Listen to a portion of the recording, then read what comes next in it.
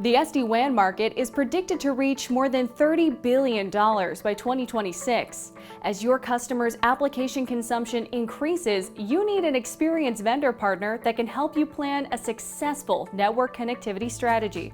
We understand that the MSPs and VARs and telecom agents out there are the trusted advisor to a lot of customers. So we're very focused on providing the tools, resources, and training and everything that they need to go out there and be successful. Comcast Business has years of SD-WAN expertise to equip partners with the knowledge, content, tools, and support needed to close deals and become trusted advisors to customers. They need help with messaging and tools and demand generation. We have solution architects and sales engineers and people that can literally go on the deal with the partner to make sure that they're successful. We have open demo kits that you can use. We have portal demos that we can coach people on. Lots of stuff that we can put in front of you that's not only going to help you understand what we do, but understand the broader SDN movement in the marketplace. Customers can monitor the overall health of the network as well as individual sites and specific internet circuits on the easy-to-use Comcast Business Active Core mobile app.